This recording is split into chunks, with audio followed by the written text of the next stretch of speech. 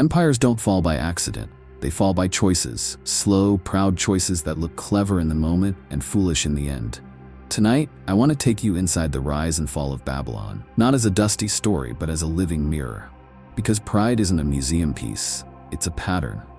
Babylon proved it 7 times, and when the pattern completed, the writing was literally on the wall. Picture the city first, thick walls so wide that chariots could race on them. Gates kissed by blue-glazed bricks, lions and bulls marching in brilliant relief. Wealth pouring in from conquered nations, markets crowded with goods from across the earth. Priests watching stars for omens, scribes pressing reeds into wet clay, and kings who believed their words shaped reality. If you lived there, you could easily think, we are untouchable. But the cracks were already forming, because pride doesn't begin with collapse. It begins with the soft whisper, "This is my doing." The first prideful act is self-exaltation. One day, Nebuchadnezzar, the king whose name still thunders across time, walked upon his rooftop and looked out over the city. The hanging gardens, the river's curve, the terraces and towers, the endless bustle below. He said, "Is not this great Babylon that I have built by my mighty power and for the honor of my majesty?" It sounds harmless, even normal. He's the king. He did build, he did plan and conquer and organize. But listen closely to the center of the sentence, "It's all on me." Pride edits the story until only one character remains. Before he finished that sentence, a voice cut through the air. Judgment wasn't delayed. The same king who thought he stood above all men was brought low, mind broken, dignity stripped, eating grass like oxen until he learned what he had refused to say, that heaven rules. And when he finally lifted his eyes upward and not inward, his reason returned. He discovered the strange mercy on the other side of humiliation. The man who once praised himself learned to praise the Most High, and he declared, "Those who walk in pride, he is able to humble." That is not theory.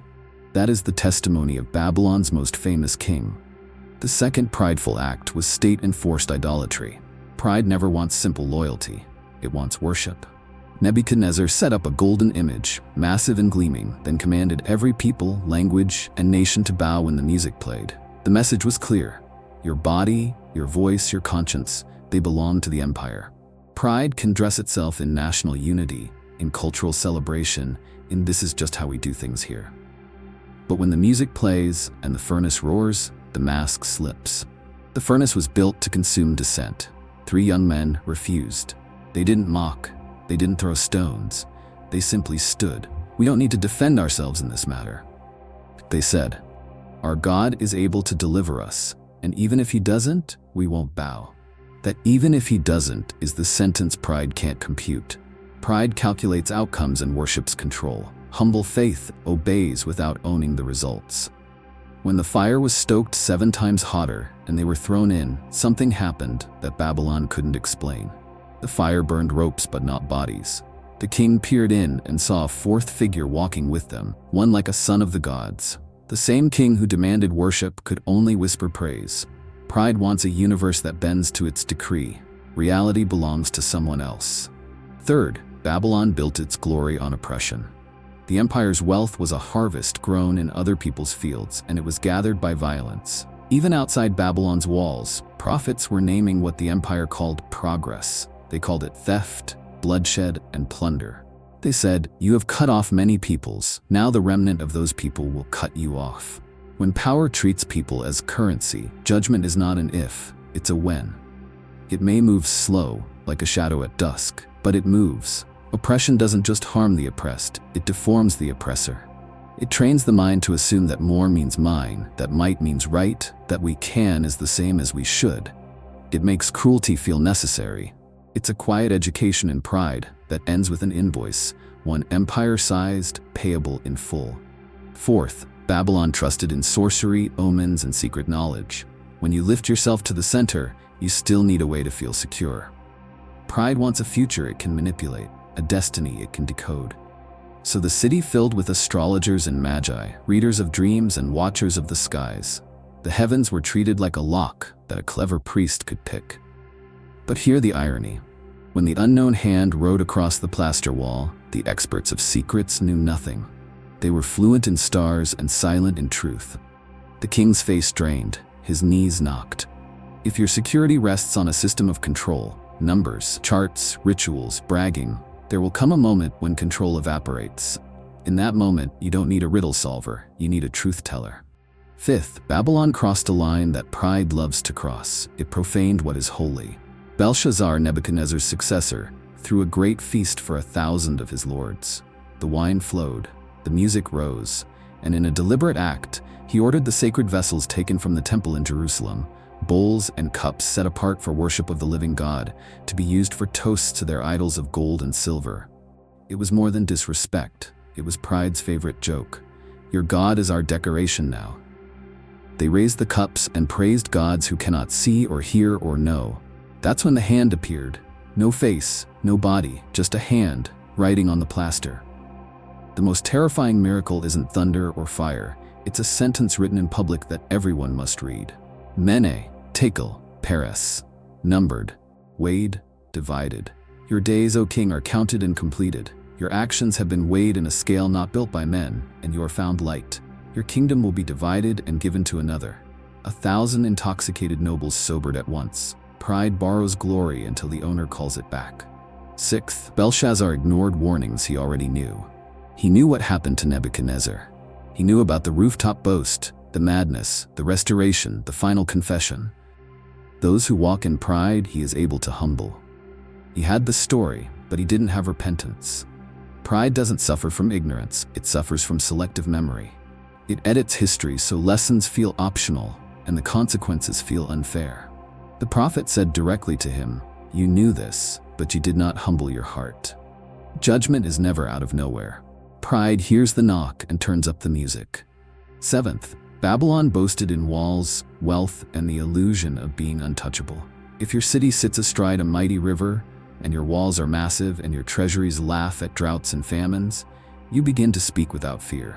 I am, and there is no one else, the city says. I will never sit as a widow. But that night, while the feast thundered and the king reeled and the hand finished writing, the armies of Medo-Persia were already moving. They diverted the river's flow, slipping into the city along the riverbed, entering through gates that were supposed to be shut. Pride often dies at a side door it never bothered to guard. Babylon's confidence was real. Its safety was not. Put these 7 together and you get a pattern that explains the night everything ended. Self-exaltation says, I did this. State-enforced idolatry says, you must agree. Oppression says, we own you. Sorcery says, we control outcomes. Profaning the holy says, nothing is sacred. Ignoring warnings says, it won't happen to me. False security says, it can't happen to us. And then in a single evening, a sentence long in the making is read aloud. The party ends, the city falls, and the chapter closes. That isn't just Babylon's story. It's the story pride keeps telling, century after century, with different costumes and the same ending. But the story isn't simply about judgment. It also shows a path out. Nebuchadnezzar's humiliation wasn't final. After the grass and the dew and the lost years, he lifted his eyes to heaven instead of to his resume. He regained reason, and with it, dignity. The proud king learned to bless the King of Heaven. That matters, because it tells you this. Humility is not self-hate. Humility is seeing reality as it is. It's right-sizing yourself in a universe that already has a center. When Nebuchadnezzar stopped narrating, I, my, me, he discovered a larger, steadier story, one he didn't have to carry on his shoulders. Maybe you're hearing this and thinking, this is ancient. What does it have to do with me? More than we like to admit. Pride is not just a palace problem. It lives in boardrooms, in churches, in classrooms, in group chats, and inside our own heads. Listen for it. Pride says, I am my own maker. It says, everyone should agree with me or be punished. It justifies cutting corners as long as the result is impressive.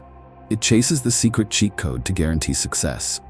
It jokes about sacred things, people, promises, vows, as if nothing carries weight. It ignores painful lessons because they're inconvenient. It calls systems and savings safety and forgets wisdom and character. And humility? Humility doesn't crawl.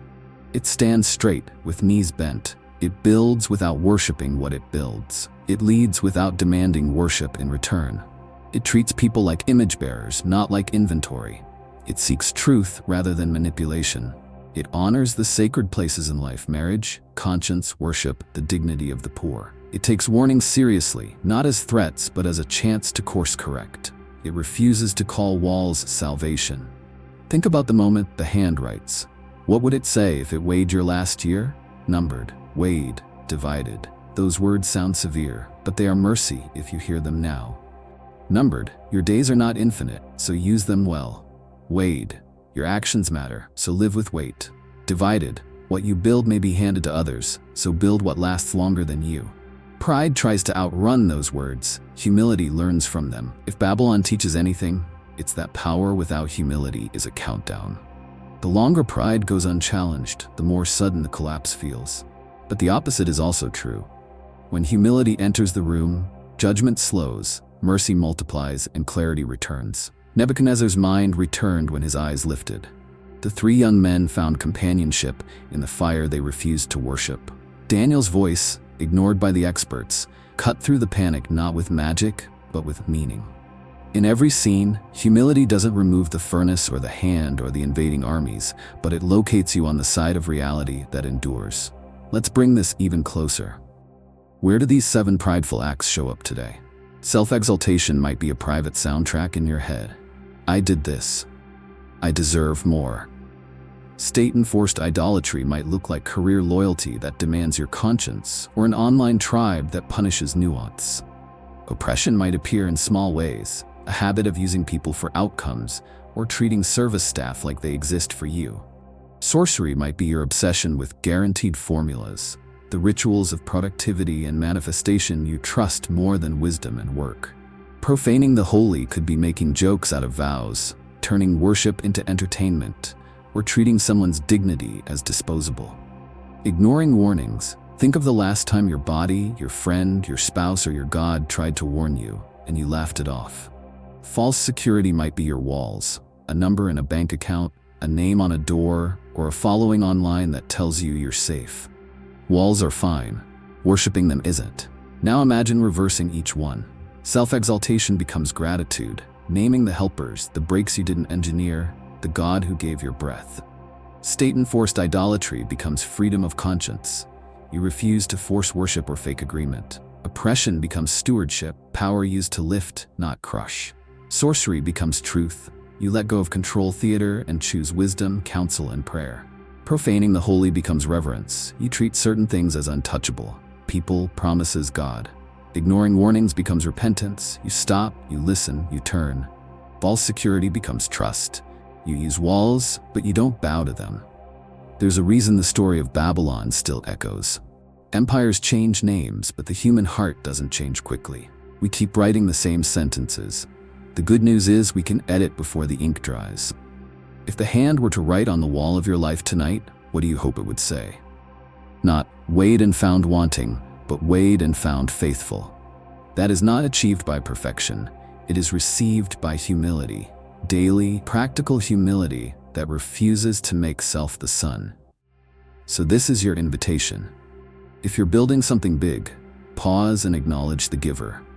If you're in a furnace of pressure because you wouldn't bow, don't assume you're alone. Look again. If you've been using people to build your Babylon, stop and rebuild with justice. If you've been chasing secret knowledge to control outcomes, trade it for truth and wisdom. If you've laughed at what's sacred, repair the altar. If you've ignored the same warning over and over, let this be the final repeat. If you've been calling your walls salvation, rename them. Useful, but not ultimate. The writing on the wall is not just a threat.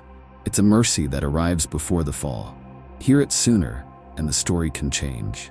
Babylon didn't fall because God loved destruction. It fell because pride refuses rescue.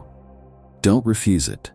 Choose the humility that restores your reason and returns your breath.